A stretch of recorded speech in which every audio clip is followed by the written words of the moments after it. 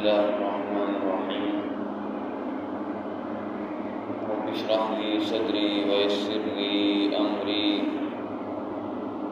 واحلل عقدة من لساني يفقهوا قولي رضيت بالله ربا وبالإسلام دينا وبمحمد صلى الله عليه وسلم نبيا ورسولا مولاي صل وسلم دائما أبدا على حبيبك خير الخلق كلهم منزه عن شريك في محاسنه فجوهر الحسن فيه غير قاسم محمد دار رسول الله كاتبة محمد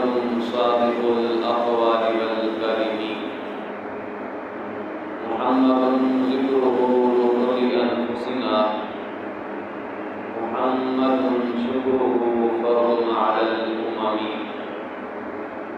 رب صل وسلم دائما أبدا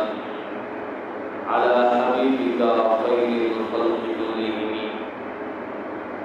يا رب بالمصطفى بلغ مقاصدنا واغفر لنا ما مضى يا واسع الكرم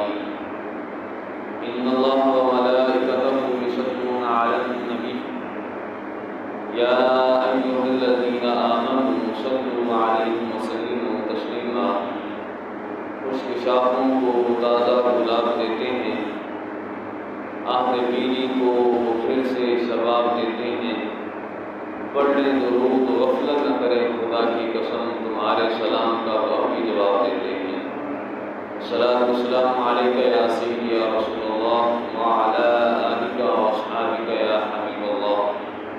الصلاۃ والسلام علیک یا خاتم النبیین وعلی آلک واصحابک یا خاتم المعصومین اللہ جل جلالہ وعم نوالہ وأعظم شانه وجل ذکرہ وعز اسمہ بحمد و ثنا حضور صدر کائنات مفخر موجودات زینت بزم کائنات قائد المرسلین خاتم النبیین احمد مجتبی حضرت محمد مصطفیٰ صلی اللہ علیہ وسلم کی حضور ناز میں اپنی ارادتوں محبتوں اور عقیدتوں کا خراج پیش کرنے کے بعد دعا ہے کہ خالق العزت ہماری اس حاضری کو اپنی بارگاہ کے اندر قبول منظور فرمائے رب ذوالجلال ہمارے تمام صغیر اور کبیرہ گناہوں کو معاف فرمائے رب ذوالجلال ہم سب کے مرحومین کے درجات کو بلند فرمائے رب ذوالجلال کے فضل اور توفیق سے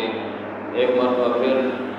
رب ذوالجلال کے گھر میں جمعۃ مبارک کی ان مقدس ساعات میں حاضر ہونے کی توفیق حاصل ہو رہی ہے رب ذوالجلال سے دعا ہے کہ رب ذوالجلال ہم سب کو دین کا فہم عطا فرمائے حضرات محترم اس دین کو محبوب دو عالم صلی اللہ علیہ وسلم نے اور حضور علیہ السلام کے اصحاب نے اور حضور کی اہل بیت کرام علیہ رضوان نے ہم تک پہنچایا ہے اور پہنچانے کے بعد پھر امت میں ہر دور میں ہر ساتھ میں ہر وقت میں اور ہر دور میں کچھ ایسے لوگ پیدا ہوتے رہے ہیں کہ رب ذوالجلال نے ان کے قلوب میں وہ وحی کا نور عطا فرمایا کہ جس کی وجہ سے انہوں نے سارے عالم کو اپنے دل کے نور سے جگمگا دیا اور سارے عالم کو ہی اس وحی کے نور سے سراب کیا تو محمد عالم صلی اللہ علیہ وسلم کی اس امت میں پیدا ہونے والے علماء پیدا ہونے والے مجددین مجتہدین کو ان کی مثال رب ذوالجلال قرآن پاک میں ارشاد فرماتا ہے انزل من السماء ماء فسالت اودیہ بقدرها رب ذوالجلال نے قرآن پاک میں ارشاد فرمایا کہ انزل من السماء ماء کہ رب ذوالجلال نے آسمان سے پانی کو اتارا فسالت اودیہ بقدرها پھر ہر وادی اپنی مقدار کے مطابق بہہ نکلی، یعنی جب آپ بھی دیکھتے ہیں کہ جب آسمان سے پانی برستا ہے بادلوں کی صورت میں، اور بادلوں سے نکلنے والا پانی جب زمین پر آتا ہے تو زمین پر کہیں پر بڑی وادی ہوتی ہے، کہیں پر چھوٹی وادی ہوتی ہے، تو ہر وادی اپنی وسعت کی مقدار، جتنی اس وادی کے اندر جگہ ہوتی ہے، جتنی اس کے اندر وسعت ہوتی ہے، تو اس کے اندر اتنا ہی پانی بھر جاتا ہے۔ اور پھر جب آسمان کی بارش رکتی ہے تو رکنے کے بعد وہ وادی جس کے اندر جتنا زیادہ پانی آیا یا جتنی بھی مقدار آیا تو وہ ویسے ہی بہتی ہے، کہ جس کے اندر زیادہ پانی آیا ہے تو وہ زیادہ بہتی ہے، اور جس کے اندر تھوڑا پانی آیا ہے تو وہ کم درجے کے اعتبار سے کم اس کا لیول ہوتا ہے، اور تھوڑی مقدار ہوتی ہے اس میں سے پانی کے نکلنے کی۔ تو یہ چونکہ اس سے پہلے اللہ تعالیٰ نے مومن اور کافر کو آنکھ والے اور اندھے سے، اور ایمان اور کفر کو روشنی اور اندھیرے سے تشبیہ دی تھی، یعنی اس سے جو ماقبل آیت ہے وہاں پر رب ذوالجلال نے ایمان والے کے لیے رب ذوالجلال نے ارشاد فرمایا کہ ایمان والا ایسے ہے کہ جس طرح کوئی بندہ کسی کی آنکھیں سلامت ہوں، اور کفر ایسے ہے اور کافر ایسے ہے کہ جس طرح بندہ نابینا ہو۔ تو ایمان والا اپنے ایمان کے نور سے دیکھتا ہے اور رب ذوالجلال کے انوار و تجلیات کو دیکھتا ہے، اور پھر جو کافر ہے اور کافر کو کفر کے اندھیرے کی وجہ سے کچھ نظر نہیں آتا۔ تو یہاں پر امام فخر الدین رازی رحمۃ اللہ علیہ نے، اور پھر یہ ساتھ ساتھ مفسر بارگاہ رسول حضرت عبداللہ بن عباس رضی اللہ تعالیٰ عنہما نے ارشاد فرمایا کہ یہ جو قرآن پاک میں رب ذوالجلال نے ارشاد فرمایا ہے انزل من السماء ماء، فرمایا کہ یہاں پر ماء سے مراد، پانی سے مراد وہ پانی نہیں ہے جو کالے بادلوں سے برستا ہے، بلکہ یہاں پر رب ذوالجلال نے مثال کے ساتھ سمجھایا، جس طرح پہلے مثال رب ذوالجلال نے ارشاد فرمایا کہ جو ایمان والا ہے وہ ایسے ہے کہ جس طرح کوئی بندہ آنکھوں والا ہو، کسی کی آنکھیں سلامت ہوں، اور کفر والا ایسے ہے کہ جس طرح کوئی نبینا شخص ہوتا ہے۔ اور ساتھ دوسری مثال مومن اور کافر کے لحاظ سے رب ذوالجلال نے ارشاد فرمایا کہ انزل من السماء ماء، کہ رب ذوالجلال نے آسمان سے پانی کو اتارا۔ تو حضرت عبداللہ بن عباس رضی اللہ تعالیٰ عنہ ارشاد فرماتے ہیں کہ اس پانی سے مراد وہ پانی نہیں کہ جو آپ پیتے ہیں، جو آپ فصلوں کو لگاتے ہیں یا دوسرے کام کے اندر آپ صرف کرتے ہیں، فرمایا کہ اس پانی سے مراد وہ وحج کا پانی ہے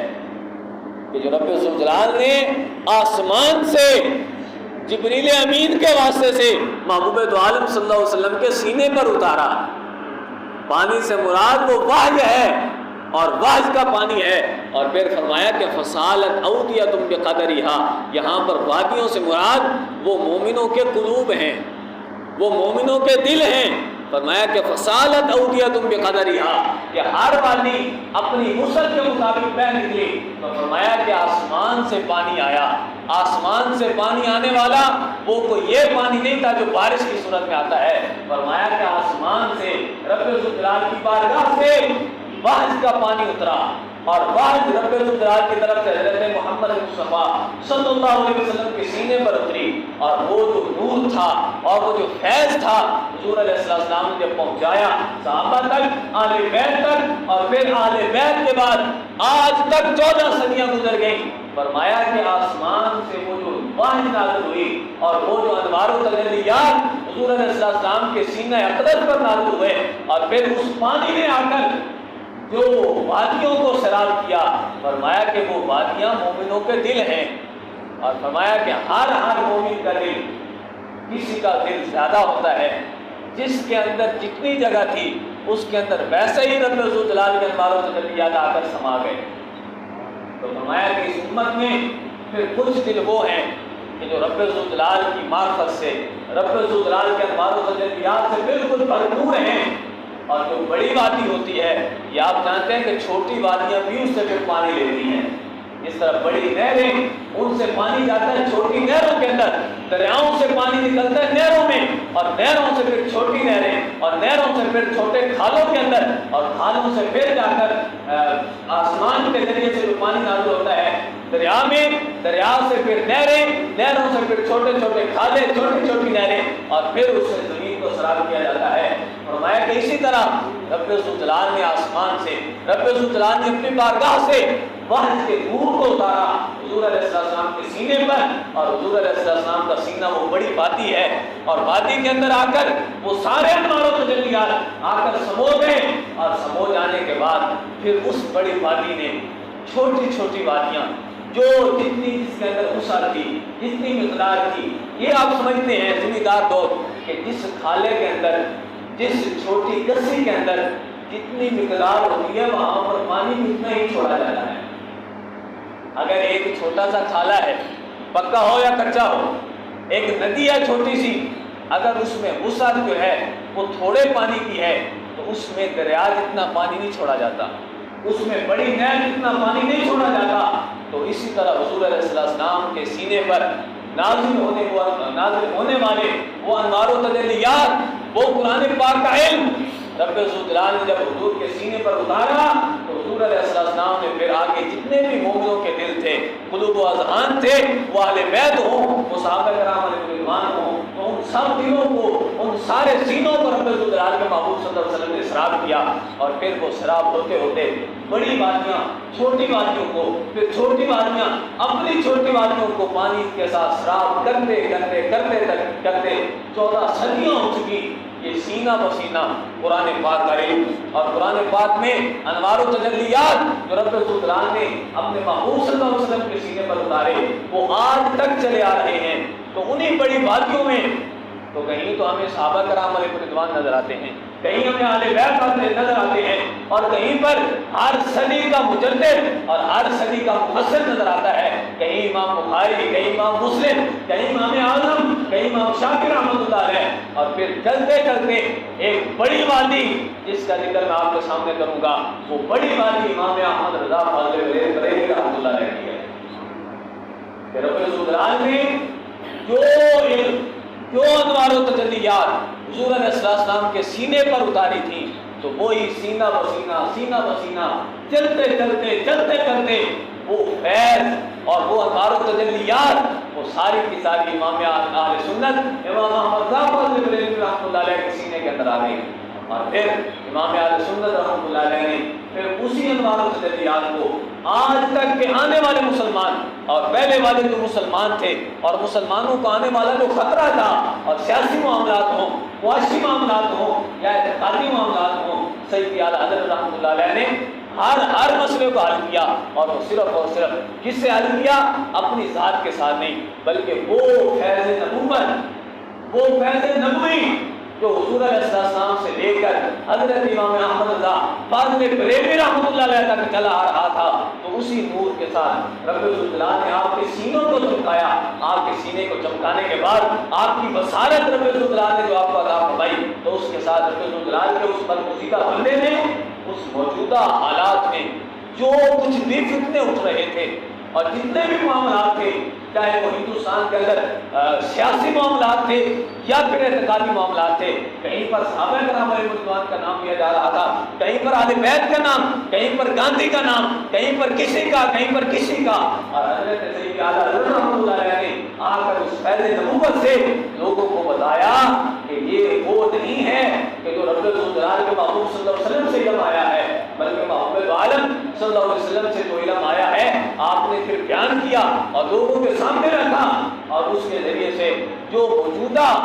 فتنے تھے آپ نے ان کا بھی جائزہ لیا، اور پہلے کی امت مسلمہ پر جو بھی اعتراضات تھے ان کو بھی رد کیا، اور پھر آنے والے مسلمان جو تھے ان کے لیے بھی اصولوں کو وضع کیا اور اصولوں کو واضح کیا، تاکہ آنے والے مسلمان جب ایک بڑی وادی سے پانی نکلے گا چھوٹے چھوٹے ندیوں اور نالوں میں، اور وہ جا کر جب کھیتوں کو سیراب کریں گے، تو یہ ڈیوٹی ہے بڑی وادی کی، اگر بڑی وادی ہی خشک ہو جائے اور بڑی نہر ہی خشک ہو جائے تو چھوٹی ندی نالوں کے اندر پانی نہیں رہتا۔ تو سیدی اعلیٰ حضرت رحمۃ اللہ علیہ کو رب ذوالجلال کی طرف سے، محبوب عالم صلی اللہ علیہ وسلم کی طرف سے جو انوار و تجلیات آپ کے سینے کو عطا کیے گئے، اور رب ذوالجلال کے محبوب صلی اللہ علیہ وسلم کی قلب پر نازل ہونے والے جو واحد کے آثار تھے، واحد کے انوار و تجلیات تھے، جب آپ کے سینے کو حاصل ہوئے تو رب ذوالجلال کے اس برگزیدہ بندے نے پورے عالم کو جگمگا دیا اور پورے عالم کو روشن کیا۔ اب اسی طرح ہر دور میں کوئی نہ کوئی بندہ ایسا پیدا ہوتا رہا کہ رب الجلال نے جس کا سینہ بڑی وادی کی مانند بنایا ہے، جس کو رب الجلال نے جس کے سینے کو وسعت عطا فرمائی ہے کہ جس کے اندر زیادہ پانی سمو جائے، اور زیادہ پانی سمو جانے کے بعد اور وہ جا کر آگے چھوٹے چھوٹے ندی نالوں سے گزرتے ہوئے پانی وہاں سے گزارتے ہوئے چھوٹے چھوٹے جو کھیت ہیں ان کو سراب کرتا ہے۔ تو اسی طرح اگر آج ہم تک وہ پانی پہنچتا ہے،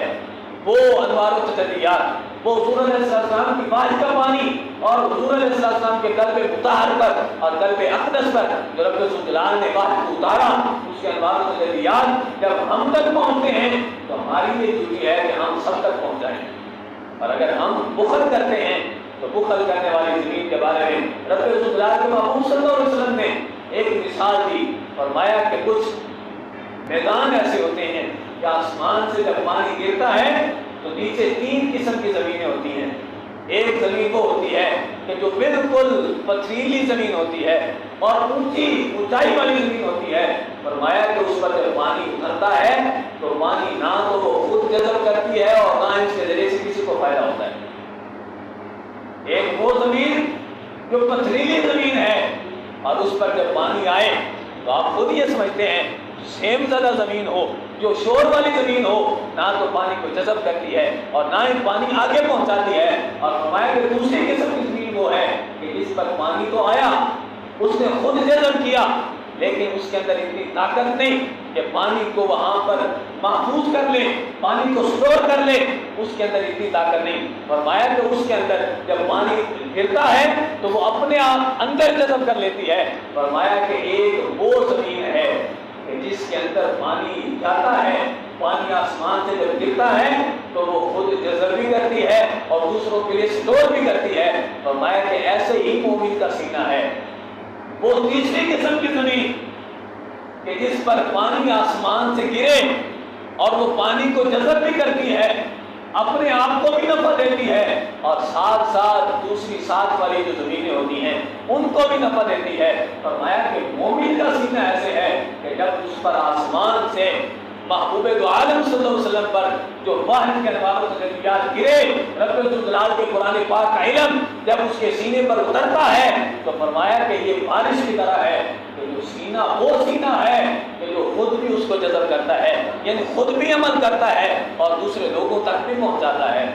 تو ان بڑی شخصیات میں سے، بڑی ہستیوں میں سے سیدی اعلیٰ حضرت امام اہل سنت رحمۃ اللہ علیہ کی ایک شخصیت ہے کہ جنہوں نے آ کر سارا کچھ دین کے معاملات میں کچھ تجدیدی کارنامے تھے اور کچھ پہلے والے جو اثرات باطل میں چھوڑے تھے، آپ نے ان کو بھی دور کیا اور آنے والے مسلمانوں کے لیے بھی راستے کو کشادہ کیا۔ ایسے ہی نہیں ہم اپنے آپ کو مسلک اعلیٰ حضرت والا کہتے ہیں، اپنے آپ کو مسلک اعلیٰ سنت، مسلک اعلیٰ حضرت، یعنی وہی مسلک جو حضرت ابوبکر صدیق کا تھا، وہی مسلک جو حضرت فاروق اعظم کا تھا، اور وہی مسلک جو حضرت عثمان غنی کا تھا، اور وہی مسلک جو مولا علی کا تھا، اور وہی مسلک جو حسین کریمین رضی اللہ تعالیٰ عنہ کا تھا، اور پوری امت کے جتنے بھی علماء تھے، جتنے بھی بزرگان دین تھے، وہی مسلک جب وہ مسلک اس کی وضاحت کے لیے، اس کے لیے قوانین وضع کرنے والے سیدی اعلیٰ حضرت رحمۃ اللہ علیہ تھے، تو اس وجہ سے کیونکہ اس وقت موجودہ حالات میں اتنے فتنے اور اتنے لوگ قرآن و سنت پر طعن کرنے والے، کوئی قرآن کے خلاف، کوئی سنت کے خلاف، کوئی صحابہ کے خلاف، کوئی اہل بیت کے خلاف، تو اس وقت سیدی اعلیٰ حضرت رحمۃ اللہ علیہ نے جو تجدیدی کارنامے کیے اور لوگوں کا رد کیا کہ جو بھی باطل پرست تھے، تو اس وجہ سے پھر زمانہ اس مسلک اہل سنت جو شروع سے چلا آ رہا تھا اس کو آج نام دیا گیا، تو مسلک اعلیٰ حضرت کا نام دیا گیا۔ تو مسلک اعلیٰ حضرت کوئی الگ سے مسلک نہیں ہے، بریلویت کوئی الگ سے مسلک نہیں ہے، یہ تو صرف اور صرف ایک جدید نام ہے، کیونکہ جب اہل سنت کے اندر پیدا ہونے والی وہ جڑی بوٹیاں جن کو بڑا بڑا تنم اور درخت کہا جا رہا تھا، تو فرمایا اس وقت بتایا گیا کہ مسلک اہل سنت وہی ہے جو مسلک اعلیٰ حضرت ہے، کیونکہ مسلک اعلیٰ حضرت ہی قرآن پاک کی صحیح ترجمانی کرتا ہے اور قرآن و سنت کا صحیح فہم لوگوں تک پہنچاتا ہے۔ تو اس وجہ سے آج ہم بڑے دھڑلے سے کہتے ہیں اور بڑے ناز سے کہتے ہیں کہ ہم الحمدللہ مسلک اعلیٰ حضرت والے ہیں۔ تو اس کی وجہ کیا ہے اس کی وجہ یہ ہے کہ رب ذوالجلال نے ان کے سینے کو اتنی بڑی طاقت عطا فرمائی، اتنی وسعت عطا فرمائی کہ جب اس پر فیض نبوی برسا، فیض نبوی جب برسا تو حضرت سید اعلی حضرت کی دل والی زمین ایسی نہیں تھی، کوئی بنجر زمین نہیں تھی کہ جو نہ تو پانی کو جذب کرتی اور نہ ہی لوگوں کو سیراب کرتی، بلکہ وہ زرخیز زمین تھی کہ جس پر پانی جب اترا تو انہوں نے اپنا اعتقاد درست کیا اور موجودہ حالات میں جو کچھ بھی باطل نے اعتراضات کیے تھے ان کا بھی جواب دیا اور آنے والے مسلمانوں کے بھی راہ کو کشادہ کر دیا اور آنے والے مسلمانوں کو بھی بتایا کہ وہ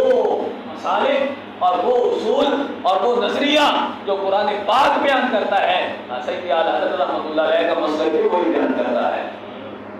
اب یہاں پر چونکہ وقت مختصر ہے، سید اعلی حضرت رحمۃ اللہ علیہ کے جو فیوز و برکات ہیں اور ان کے دل سے نکلے ہوئے جو علوم، وہ علوم جو سید اعلی حضرت رحمۃ اللہ علیہ کو فیض نبوت سے حاصل ہوئے، تو ان میں سے ایک وقت کی بھی ضرورت ہے اور یہاں پر خصوص بالخصوص اس معاشرے کی ضرورت ہے۔ سید اعلی حضرت رحمۃ اللہ علیہ نے جو بیان کیا، آج ہر بندہ اس کو بیان بھی نہیں کر سکتا۔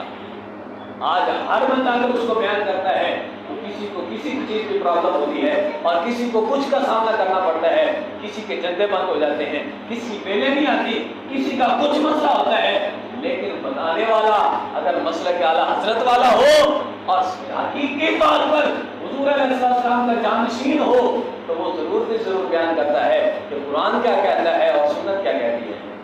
قرآن کیا کہتا ہے اور حدیث کیا کہتی ہے۔ تو آج وقت کی ضرورت ہے۔ سید اعلی حضرت رحمۃ اللہ علیہ نے جو قرآن پاک سے، جو احادیث مبارکہ سے قوانین کو وضع کیا اور قوانین کو بنایا اور اس مسلمہ امت تک پہنچایا، ان قوانین میں سے ایک قانون یہ ہے اور یہی نظام عالم کی اتحاد کا فارمولہ ہے۔ اتحاد کا فارمولہ کیا ہے؟ اتحاد کا فارمولہ یہ ہے کہ حضور علیہ السلام سے محبت کرو اور حضور کے ہر یاد سے محبت کرو، حضور کی ہر نسبت سے محبت کرو، جو بھی حضور سے منسوب ہے اس سے محبت کرو۔ اتحاد عالم کہیں پر کوئی نام لیتا ہے صحابہ کا، کہیں پر کوئی نام لیتا ہے اہل بیت کا، نہ تو اہل بیت کی محبت کو شرعی محبت کرتا ہے اور نہ ہی وہ صحابہ سے محبت کرنے والا شرعی محبت کرتا ہے، بلکہ ایک کو مانتے ہیں دوسرے کو نہیں مانتے۔ سید اعلی حضرت رحمۃ اللہ علیہ نے فرمایا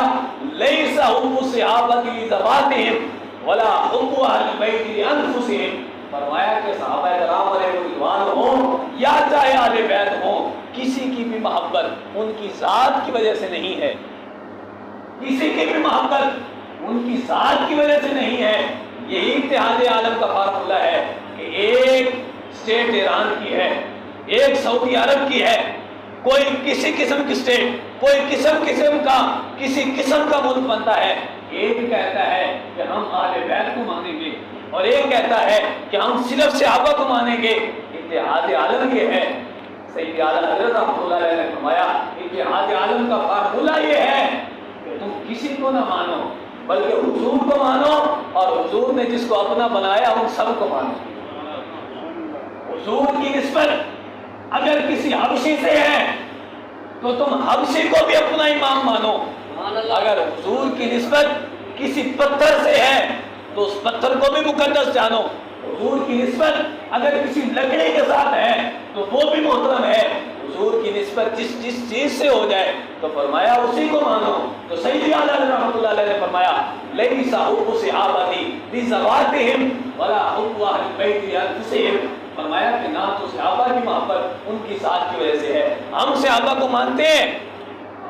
حضرت ابوبکر صدیق کا نام ہم دل و جان سے لیتے ہیں، حضرت فاروق اعظم کا نام دل و جان سے لیتے ہیں، عثمان غنی رضی اللہ تعالیٰ عنہ کا نام دل و جان سے لیتے ہیں، مولا کائنات مشکل کشا حضرت مولا علی رضی اللہ تعالیٰ عنہ کا نام دل و جان سے لیتے ہیں، لیکن اس کا سبب تو ان کی ذاتی جائیداد نہیں، ان کی ذات نہیں،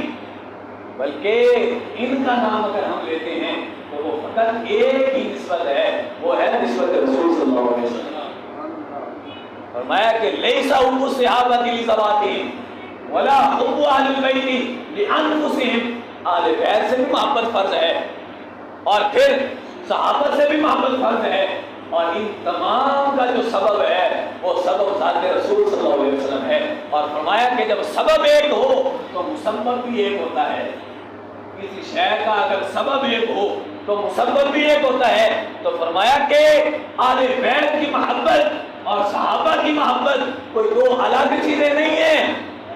دونوں کا جب سبب ایک ذات ہے تو دونوں کی محبت بھی ایک ہی چیز ہے. دونوں الگ الگ نہیں بلکہ دونوں ایک چیز ہے. جو صحابہ سے محبت کرے گا وہ اہل بیت سے بھی ضرور محبت کرے گا. جو حضرت ابوبکر صدیق سے محبت کرے گا وہ مولا علی سے بھی محبت کرے گا. اور جو مولا علی سے محبت کرے گا وہ حضرت ابوبکر صدیق کے نام سے کبھی نہیں چڑھ سکتا, فاروق اعظم کے نام سے کبھی نہیں چڑھ سکتا, عثمان غنی رضی اللہ تعالیٰ عنہ کو کبھی گالی نہیں دے سکتا. اتحاد عالم یہ ہے اور فارمولہ یہ ہے کہ جس کو بھی مانو نسبت رسول صلی اللہ علیہ وسلم کی وجہ سے مانو.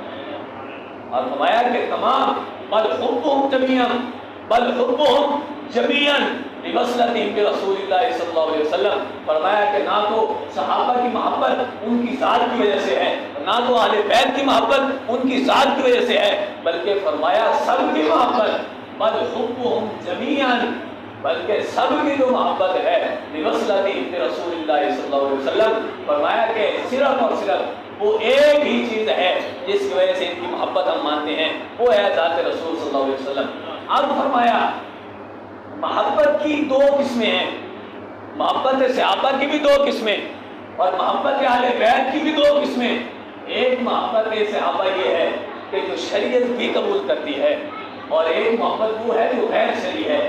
اسی طرح اہل بیت کی محبت ایک وہ محبت ہے جو محبت شرعی ہے, جو شریعت بھی پسند کرتی ہے, اور ایک وہ محبت ہے جو غیر شرعی ہے. فرمایا کہ اہل بیت کی جو محبت ہے وہ شرعی تب بنے گی کہ جب اہل بیت کی محبت بھی ہو ساتھ ساتھ صحابہ کی بھی محبت ہو, اور محبت صحابہ شرعی تب بنے گی کہ جب محبت صحابہ بھی ہو اہل بیت پر بھی کوئی تان نہ ہو, حسنین کریمین کو بھی مانا جائے, ان سے بھی محبت کی جائے. تو محبت شرعی یہ ہے. آج لوگوں نے اپنے اپنے اصول بنا لیے, قرآن پاک سے ہٹ کر, احادیث مبارکہ سے ہٹ کر. کسی نے کہا ہم صحابہ کو مانیں گے, جب صحابہ کو مانا تو مولا علی کو پورا جانتے ہیں, اور مولا علی کو ماننے والے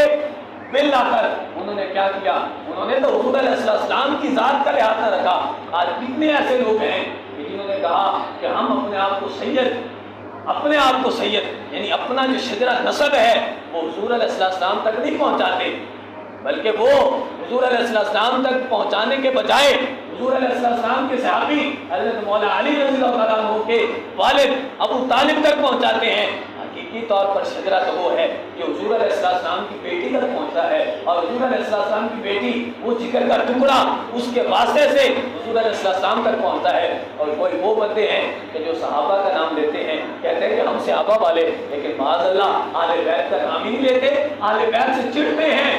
لیکن سنی وہ ہے, مسلک اعلیٰ حضرت یہ ہے